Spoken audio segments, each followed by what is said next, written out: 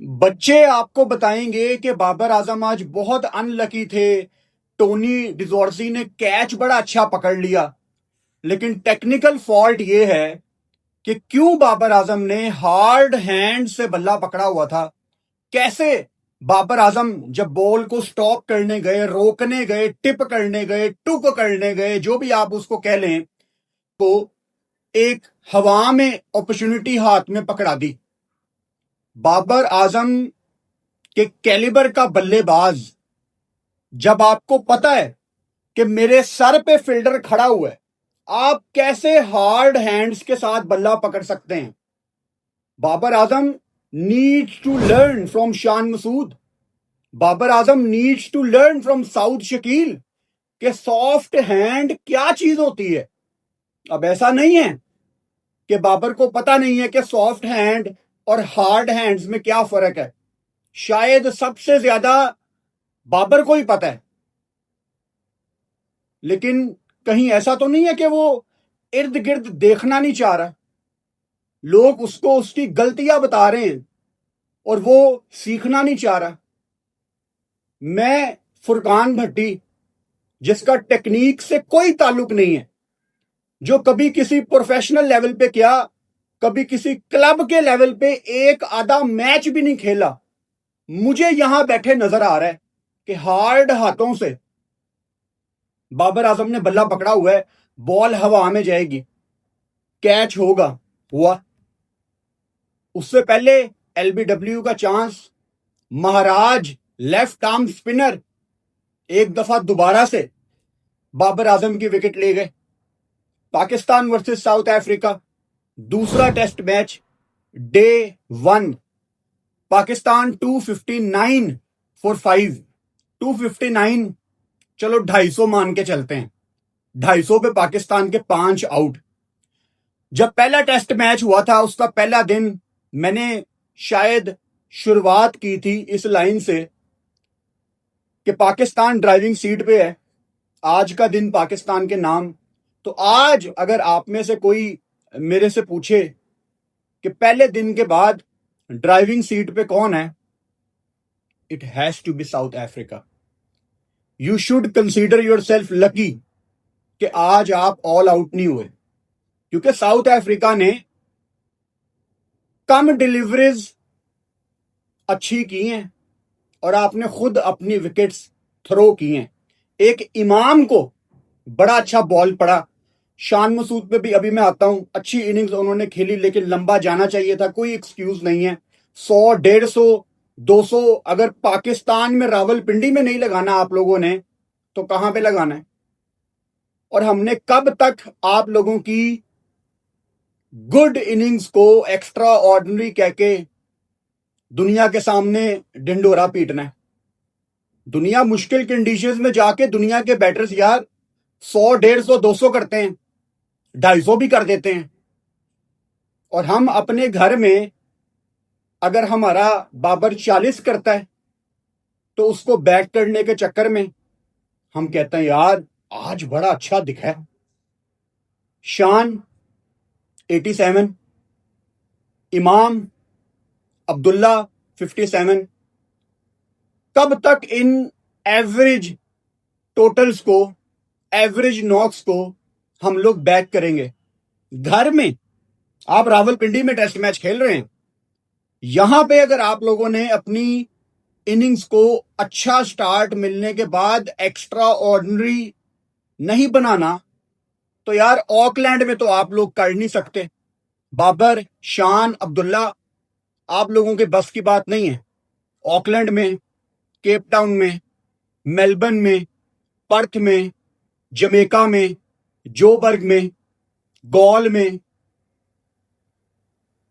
कोई और जगह रह गई है मुश्किल तो याद करवा दो मुझे।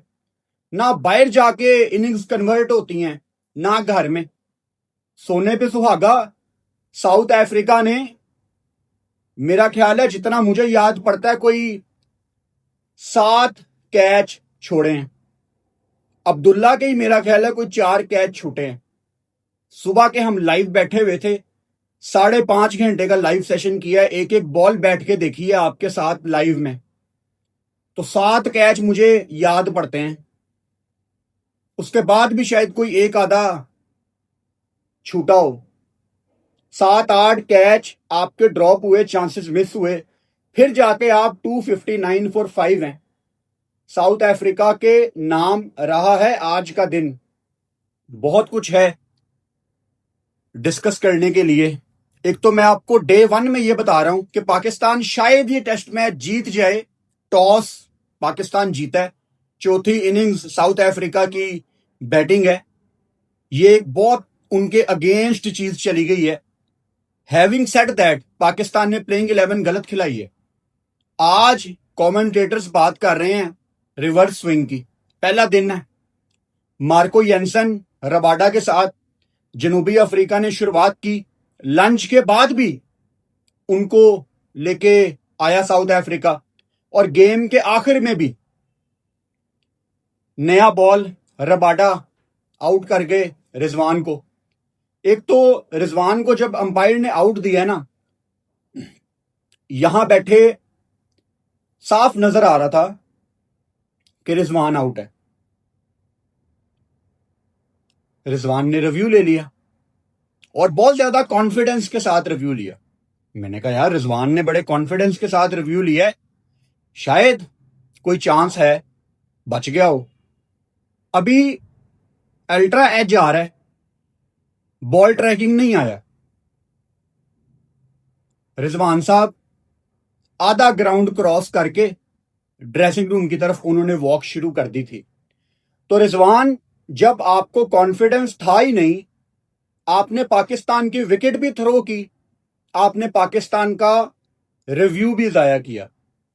कोई इन तमाम पाकिस्तानी बैटर्स को ना बिठा के बच्चों की तरह इनको इंपॉर्टेंस बताए, क्योंकि ये गलत रिव्यू लेना रिजवान का मसला नहीं है। ये जब से रिव्यू आया है इंटरनेशनल क्रिकेट में, तब से अगर आप कोई एग्जैक्ट नंबर्स निकालेंगे ना किस टीम ने सबसे घटिया रिव्यू लिए हैं, तो हम शायद पहले या दूसरे नंबर पे होंगे। अभी दिन का आखिरी ओवर, दिन की आखिरी बॉल, एक छोटी सी अपॉर्चुनिटी निकली, बिल्कुल आखिरी बॉल पे रिव्यू लिया जा सकता था, मार्करम ने नहीं लिया। दिन की आखिरी बॉल थी यार, नहीं लिया। उनको पता है कि रिव्यूज की क्या वैल्यू है, लेकिन हम गली मोहल्ले के क्रिकेटर, हमें क्या पड़ी है कि हम आने वाले बैटर्स के लिए रिव्यू बचाएं। किसी तरीके हमारी विकेट बस बच जाए, आने वाले की खैर है, मेरी विकेट बस बचनी चाहिए। काफी कुछ है डिस्कस करने के लिए। डे 1 में पाकिस्तान टॉस जीता, पाकिस्तान ने एक चेंज किया अपनी प्लेइंग 11 में। हसन अली को रेस्ट करवाई गई और उनकी जगह आसिफ अफरीदी, जो कि ऑन पेपर 38 के हैं, but I think he is somewhere 42-43। 40 चलो मैं मार्जिन दे देता हूं आसिफ अफरीदी को, 40 का उनको मान के चलते हैं। 2 स्कूल ऑफ थॉट हैं, एक आपका, एक मेरा। आपका स्कूल ऑफ थॉट ये है, अब आपके स्कूल ऑफ थॉट से मेरा ये मतलब है कि सोशल मीडिया पे आज मैं लाइव बैठा हुआ था ना, काफी लोग आसिफ अफरीदी का डेब्यू देखना चाहते थे कि यार कब से वो डोमेस्टिक खेल रहा है, पाकिस्तान को सीरीज जीतनी है, WTC साइकिल की शुरुआत है, आप एक टेस्ट मैच जीते हुए हैं, यू नीड एक्सपीरियंस, बहुत अच्छा किया, ये पाकिस्तान को मैच जितवाएगा। ये आपकी सोच है, मैं आपकी सोच को गलत नहीं कह रहा। मैं उन लोगों में से नहीं हूं जो उठ के किसी को भी कह दे कि तुम्हें क्रिकेट का ABC नहीं पता, बस सारी क्रिकेट मुझे पता है। हमारे पास एक ही खेल है, थोड़ी सी क्रिकेट आप जानते हैं, थोड़ी सी क्रिकेट मैं जानता हूं, हमने मिलके रहना है, हमने लड़ना नहीं है, ठीक है। अब मेरा स्कूल ऑफ थॉट सुन लो। मुझे याद आता है 2027 का ODI वर्ल्ड कप, मुझे याद आती है T20 वर्ल्ड कप की ट्रॉफी, मुझे याद आता है लॉर्ड्स में होने वाला WTC का फाइनल। यानी मैं बंदा हूं लॉन्ग टर्म का, और ये सिर्फ क्रिकेट का, इससे कोई लेना देना नहीं है। मैंने अगर अपनी जिंदगी में कोई फैसला लेना है, आज से 5 साल पहले भी मैं ऐसा सोचता था, आज भी मैं ऐसा सोचता हूं अगर मैंने अभी कोई फैसला लेना है तो उस फैसले को लेने से पहले मैं ये सोचता हूं कि अगले 4-5 साल में इस फैसले का मेरी जिंदगी के ऊपर क्या असर होगा। ये मेरा तरीकाकार है जिंदगी को लेके चलने का। मैं ये नहीं कह रहा कि ये ठीक है या गलत है, ये मेरा स्कूल ऑफ थॉट है। पाकिस्तान काश फैसल अकरम यंगस्टर को रिलीज ना करता। क्या नुमान ऑलमोस्ट 40 का ही है, 40 का ही लगा लो, 38, 39, 40। क्या वो कम था एक एक्सपीरियंस बॉलर? साजिद को भी अच्छा खासा तजर्बा मौजूद है, आगा भी इन विकेटों पे पूरा बॉलर है। तो क्या कमी पेशी रह गई थी कि आपने एक और 40 साल का आसिफ अफरीदी टीम में डालना था?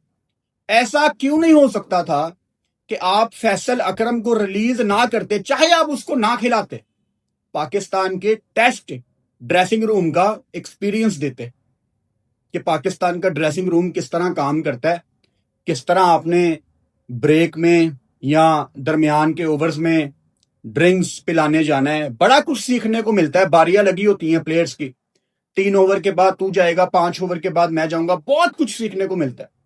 काश आपने फैसल अकरम को रिलीज ना किया होता, काश आपने मेहरान मुमताज को इस सीरीज में खिलाया होता। आप कब टीम बनाएंगे? आज से 10-12 साल पहले मैं सोचता होता था यार पाकिस्तान में ना जो हमारी क्रिकेट चला रहे हैं वो बुड्ढे पाबे हैं, इसीलिए हमारी क्रिकेट में अच्छे डिसीजन नहीं नजर आते। अब ये आसिफ अफरीदी को, nothing against Asif Afridi, I wish him all the best, वो भी कब से इंतजार कर रहा होगा, लेकिन मेरे लिए आसिफ अफरीदी के इंतजार से ज्यादा इंपॉर्टेंट मेरे पाकिस्तान की टीम है। इंडिविजुअल्स मुझे नजर नहीं आते, मुझे एक ही झंडा नजर आता है और वो पाकिस्तान का झंडा है। उससे पहले कोई नहीं है मेरे लिए, चाहे वो कोई भी है। एनीवेज, काश काश आपने आसिफ अफरीदी से पहले किसी यंगस्टर को चांस दिया होता। अगेन मैं सोचता था कि बाबे हमारी टीम चला रहे हैं 10-12 साल पहले, लेकिन ये जो आज वाले जो थिंक टैंक है ये तो यंग है। शान मसूद, मैं थिंक टैंक की बात कर रहा हूं, जिनके डिसीजन के बगैर आसिफ टीम में नहीं आया। शान मसूद यंग है, अजहर महमूद कोई बुढ़ा बाबा नहीं है, जैसे आपके 70-75 साल के चेयरमैन होते थे, उनके एडवाइजर भी 65-70 साल के होते थे। मैं उस दौर की बात कर रहा हूं, ये वो वाला दौर नहीं है। ये सारे मॉडर्न लोग हैं। ये क्यों नहीं सोचते टीम बनाने के लिए? जब Shan Masood as a captain Australia गए थे, इन्होंने नुमान अली को भेज दिया था, अनफॉर्चुनेटली उनकी अपेंडिक्स का मसला आ गया, वहां भी इन्होंने मेहरान मुमताज, फैसल अकरम लड़कों को नहीं भेजा। तो आप टीम कब बनाएंगे? आपका स्कूल ऑफ थॉट है कि बस आज का मैच जीत जाओ। मेरा स्कूल ऑफ थॉट ये है कि कितना स्पिन फ्रेंडली आपका माहौल है पाकिस्तान का। यहां तो कोई भी स्पिनर इतना बॉल फेर लेता है, हर स्पिनर का बॉल यहां पे ब्रेक हो जाएगा। जो चांस आपने किसी 40 साल के बंदे को देना है जिसकी शायद 1.5-2 साल की क्रिकेट है, चलो 3 साल लगा लेते हैं, वर्सेस जिनकी शायद 18 या 19 साल की क्रिकेट है। अब डिसीजन आपका है। एनीवेज, पाकिस्तान टॉस जीता, गुड टॉस, पाकिस्तान बैटिंग करता है और हमारी बचत हो जाती है, क्योंकि पहले मैच के बाद भी शान मसूद ने यही बात कही थी कि जब हमारी चौथी इनिंग्स में बैटिंग आएगी, यानी जब हम टॉस हारेंगे, क्योंकि ऑब्वियसली जनूबी अफ्रीका ने भी टॉस जीत के यहां पे पहले बैटिंग ही करनी थी, यू गॉट लकी, आप आज भी टॉस जीते तो पाकिस्तान की बचत हो गई। नो ब्रेनर, पाकिस्तान ने बैटिंग का फैसला किया। अब्दुल्ला शफीक और इमामुल हक ऑब्वियसली शुरुआत करने आते हैं। पहले टेस्ट मैच की दूसरी इनिंग्स में अब्दुल्ला ने काफी मच नीडेड नॉक जिसको कहते हैं वो खेली थी, और इमाम ने पिछले मैच की पहली इनिंग्स में इंपॉर्टेंट रन जोड़े थे। अनफॉर्चुनेटली 100 उन्होंने मिस किया था, तो दोनों थोड़े बहुत रन करके आ रहे थे इस टेस्ट मैच में। अब्दुल्ला शफीक को आते साथ ही उनका 0 पे स्टब्स ने कैच छोड़ा स्लिप पे। उसके बाद मार्को येंसन आता है, round the wicket Abdullah ball leave करता है, हल्का सा बॉल क्लिप होता है अब्दुल्ला की ऑफ स्टंप पे, अल्ट्रा एज दिखाता है कि स्पाइक आई है, लेकिन अब्दुल्ला की विकेट नहीं गिरी, बेल्स अपनी जगह पे कायम रही। फिर अब्दुल्ला को चांस मिले, महाराज आया, अब्दुल्ला ने कदमों का इस्तेमाल करके सामने शॉट खेली, फिर महाराज ने उसका कैच ड्रॉप किया। चांसेस मिलते गए मिलते गए मिलते गए, 50 के बाद जाके कहीं पे थोड़ी देर के लिए अब्दुल्ला, ऑब्वियसली उसने अपनी कैप मंगवा ली, थोड़ा रिलैक्स हो गया था, कंफर्टेबल दिखना शुरू हो गया था, कंट्रोल दिखना शुरू हो गया था। और लंच के बाद बहुत ज्यादा टाइम लेना शुरू कर दिया अब्दुल्ला ने और शान ने। हालांकि गेम बहुत बहुत सीधा हो गया था, पहला सेशन मुश्किल था, लेकिन लंच के बाद गेम बड़ा स्लो हो गया था, विकेट में कुछ नहीं हो रहा था। मैं दोपहर की बात कर रहा हूं, 1:15 जब गेम शुरू हुआ है, विकेट में कुछ नहीं था उस टाइम। फजूल में डॉट पे डॉट, डॉट पे डॉट, डॉट पे dot. I am all for test cricket, आप डॉट खेलो, मैं नहीं कह रहा कि मैं T20 को मिस कर रहा हूं, खुदा की कसम मैं मिस नहीं कर रहा, लेकिन एक चीज नजर आती है, अननेसेसरी डॉट्स खेलना। शान भी अपना रोल चेंज करके आई लंच के बाद, और अब्दुल्ला भी फंसते गए फंसते गए फंसते गए, एंड आखिर में अब्दुल्ला शफीक, जिनके बारे में मैं कह सकता हूं जो बॉल उनको पड़ा लेग साइड पे, ही वॉज अनलकी प्रोबेबली, कि लेग साइड पे आमतौर पे जो उनको बॉल पड़ा, ये लेग बाय में भी आपको 2 मिल जाते हैं, लेकिन उनके बल्ले के साथ बॉल का मिलाप हुआ हल्का सा, एंड ही गॉट आउट। अब हम कब तक अपने प्लेयर्स को अनलकी कहते रहेंगे, और हमारे ही क्यों अनलकी हैं? साउथ अफ्रीका का कोई ना कोई बैटर यहां पे 100 करेगा, जितना विकेट स्लो खेल रहा है। शायद टोनी कर ले या मार्करम कसर पूरी कर दे, वो तो नहीं अनलकी होंगे। इमामुल हक का आज कोई कसूर नहीं है, साइमन हार्मर ने जो इमाम को बोल्ड किया, it was a dream delivery. वो इमाम को दोबारा भी बता दो ना कि यहां पे बॉल पड़नी है।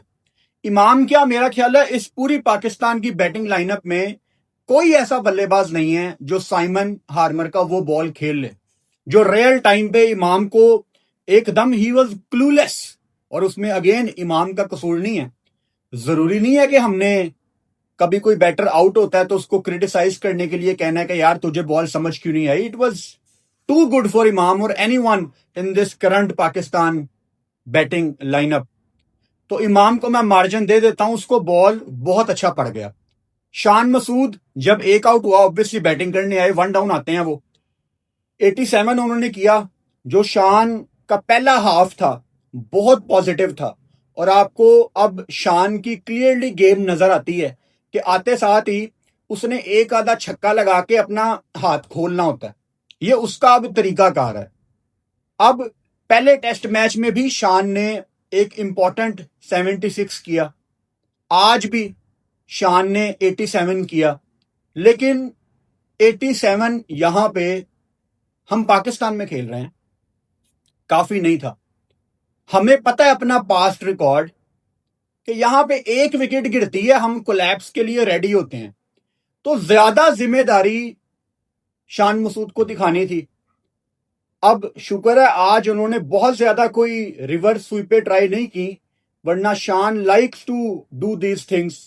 आज थोड़ा सा कंट्रोल नजर आया, और उनको महाराज बड़ी देर से कोशिश कर रहे थे कि ये मुझे स्वीप मारे। शान ने अपने आप को रोका हुआ था, और विकेट में बाय द वे लाहौर की डे 1 की पिच में बॉल बहुत ज्यादा बैठ रहा था।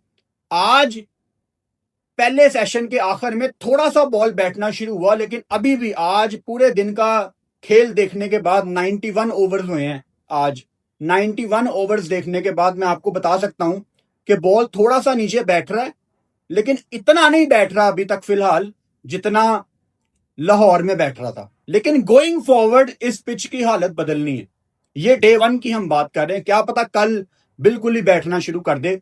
कुछ ना कुछ तो स्पिनर्स के लिए है ना इस पिच में, इसीलिए पाकिस्तान 3 स्पिनर्स के साथ चला गया, आसिफ अफरीदी, साजिद एंड नुमान। एक ही फास्ट बॉलर है आपके पास, शहीन शाह अफरीदी। अगर मैं ऑन द अदर साइड जनूबी अफ्रीका के फास्ट बॉलर्स की बॉलिंग देखूं, मार्को येंसन और रबाडा, उन्होंने ठीक बॉलिंग की है। रबाडा ने शुरू में बड़े चांसेस निकाले हैं, कभी ड्रॉप हो रहा है, कभी कुछ हो रहा है, चांस मिस हो रहा है। मार्को येंसन ने भी चांस निकाले। आप ये ना देखो कि इस पिच में फास्ट बॉलर के लिए कुछ नहीं है, मार्को येंसन को कोई विकेट नहीं मिली। आप ये देखो कि चांसेस बड़े मिस हुए हैं। तो इस पिच में पहले भी मैंने कहा था, जब शान ट्रस्ट नहीं कर रहा था शहीन पे। एंड बाय द वे, मेरे सामने एक क्लिप आया पहले टेस्ट मैच के बाद, जिसमें जियो न्यूज के जर्नलिस्ट सैयद याया हुसैनी ने एक वाकया बताया कि सरफराज अहमद ने शान मसूद को कॉल करके ये कहा कि कल तुम शहीन से बॉलिंग करवाओ। अब डेफिनेटली जितने साल याया हुसैनी को इस फील्ड में हो गए हैं, वो अपनी तरफ से तो बात बनाएंगे नहीं, तो सैफी ने कहा होगा। तो कितना इंपॉर्टेंट होता है तजर्बा, यह आपको इस चीज से पता लगता है। बड़े लकी होते हैं वो कप्तान सरफराज अहमद जैसे, जिनको पता होता है कि हमने अपने बॉलर से क्या करवाना है और कब करवाना है। बड़े कम कप्तान आए हैं पाकिस्तान में ऐसे, जिनको पता होता है कि हमने अपने फास्ट बॉलर को कह के किस जगह पिच करवाना है बॉल। सरफराज उनमें से एक थे। तो वो सजेशन काम आई शान मसूद के, और शहीन ने जो पहले टेस्ट मैच के चौथे दिन किया वो आपके सामने है। एनीवेज, यहां पे विकेट थ्रो नहीं करना चाहिए था शान मसूद को। महाराज को पता था कि पिच में जहां बॉल नीचे बैठ रहा है वहां एक आधा ऑड बाउंस है। वही हुआ। महाराज ने थोड़ी स्लो बॉल फेंकी, हवा में लूप दी बॉल को। शान मसूद ने टांग रख के थोड़ा पहले शायद कमिट कर लिया था स्वीप शॉट मारने के लिए, और बिल्कुल वहां पे बॉल का थप्पा लगा जहां पे एक ऑकवर्ड बाउंस था, और बॉल हवा में चढ़ गई। और मार्को येंसन ने एक बड़ा आसान कैच पकड़ा। हालांकि साउथ अफ्रीका ने आज बड़े आसान कैच छोड़े भी हैं, लेकिन आसान कैच पकड़ा मार्को येंसन ने। 87 किया शान मसूद ने, काफी नहीं था, लंबा जाना चाहिए था। अगर पाकिस्तान में नहीं तो फिर कहां पे।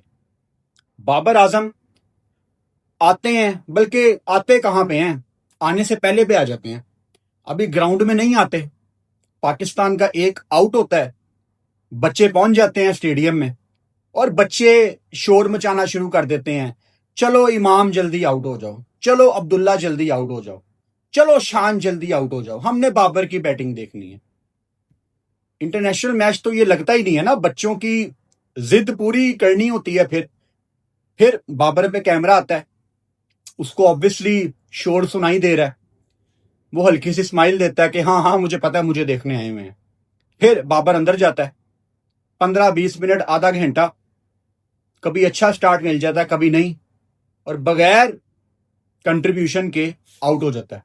एक जो वाहिद पॉजिटिव नॉक बाबर आजम की नजर आई है, वो पिछले मैच में उसका 40 ऑड था, जो कि बड़े क्रूशल रन थे। मैंने तब भी तारीफ की थी। लेकिन अगर आपको लगता है कि फुरकान भट्टी तुम बाबर को उसके बुरे टाइम पे बैक नहीं कर रहे, तो उसके 40 को यहां पे अगर मैं बड़ा कह के आपके सामने रिप्रेजेंट कर रहा हूं, मेरी जान के टोटो, इस चीज को बैकिंग ही कहते हैं। वरना किसी को क्रिटिसाइज करने के लिए ना, 40 में आप बड़े मजे से क्रिटिसाइज कर सकते हो किसी को, लेकिन मैं उतना बैक करता हूं जितना बनता है। बाबर खेल रहा है, कामरान गुलाम 100 करके बाहर बैठा हुआ है, तो कब तक बाबर खेलेगा? मैं भी चाहता हूं बाबर फॉर्म में आए। मैं भी चाहता हूं कि पाकिस्तान ने बाबर आजम से 2027 का ओडीआई वर्ल्ड कप निकलवाना है। पाकिस्तान ने बाबर आजम से WTC के इस साइकिल में सबसे ज्यादा रन्स निकलवाने हैं। मैं भी चाहता हूं, लेकिन कब तक? या तो फिर पाकिस्तान क्रिकेट बोर्ड एक प्रेस रिलीज निकाले कि हमने बाबर आजम की जगह ना ब्लॉक कर दी है। जब हम पाकिस्तान की प्लेइंग 11 लिखेंगे तो पहला नाम बाबर आजम होगा, बाकी उसके नीचे आप प्लेइंग 11 चेंज कर लो, या तो फिर ऐसे कर लो ना, मतलब ब्लॉक कर दो, ताकि हम जो यहां पे फजूल बात करते हैं हम बात ही ना करें। बाबर की प्लेस पाकिस्तान की टेस्ट टीम में लॉक कर देते हैं, ब्लॉक कर देते हैं कि यार ये खेलेगा, बाकी कोई खेले या ना खेले, कामरान गुलाम तू घर चला जा, डोमेस्टिक में भी कोई नहीं है, बाबर की जगह पक्की है। या तो ऐसे कर लेते हैं, ऐसे कर लें, यही चाहते हो? मतलब कौन है वो लोग जो पाकिस्तान की विकेट गिरने का इंतजार कर रहे होते हैं अपने फेवरेट बैटर की कुछ देर की बैटिंग देखने के लिए, और फिर आके सोशल मीडिया पे लिख देते हैं यार पाकिस्तान का तो कोलैप्स ही कंट्रोल नहीं होता। अभी 3 घंटे पहले तुम लोग ग्राउंड में बैठ के दुआ कर रहे थे कि विकेट गिर जाए और बाबर की बैटिंग हम देख लें। वो मुझे विराट कोहली याद आता है, जब विराट कोहली अपनी पीक पे, जब विराट कोहली था, कोई स्टीव स्मिथ को अगर कोई बुली कर रहा है तो वो क्राउड को भी चुप करवा देता था। बाबर को चाहिए यार थोड़ा कुछ सोशल मीडिया पे लिखे यार ये क्या ड्रामेबाजी है लोगों की, कि आप लोग कहते हैं कि एक विकेट गिर जाए और मेरी बैटिंग आ जाए। बंद करो यार ये ड्रामेबाजी। टेस्ट मैच देखने आए हो, चुप करके बंदे के पुत्र बन के टेस्ट मैच देखो। दुआएं मांगते हो आपके पाकिस्तान की एक विकेट गिर जाए, फिर आप लोग डिजर्व करते हैं कि आप यूएसए जिम्बाब्वे से हारें, जो आप लोगों की हरकतें हैं। बल्कि मेरा नहीं ख्याल कि जिम्बाब्वे, बांग्लादेश, आयरलैंड, यूएसए, नबीबिया, इनके मुल्कों में भी ऐसे फैन होंगे जो विकेट गिरने की दुआ करते होंगे। आई डोंट थिंक सो किसी कंट्री में ऐसे फैन मौजूद हैं। हमारे ही कंट्री में मौजूद हैं, और हमारी टीम का हाल आपके सामने है। पाकिस्तान का रन रेट स्लो होता गया। सऊद शकील 105 बॉलों पे 42 रन बना के नॉट आउट हैं आगा सलमान के साथ। सलमान अली आगा ऑब्वियसली 25 बॉलों पे 10। आगा को थोड़ा तेज स्ट्राइक रोटेट करनी आती है। अब जाहिर बात है फौरन से हमें एशिया कप याद आ जाता है कि वहां क्यों नहीं किया। हाँ भाई साहब, मैं भी यही कहता हूं कि वहां पे क्यों नहीं किया, लेकिन टेस्ट और वनडे में सलमान अली आगा बड़ी अच्छी अपनी वैल्यू ऐड कर रहा है पाकिस्तान टीम में जब से वो आया है।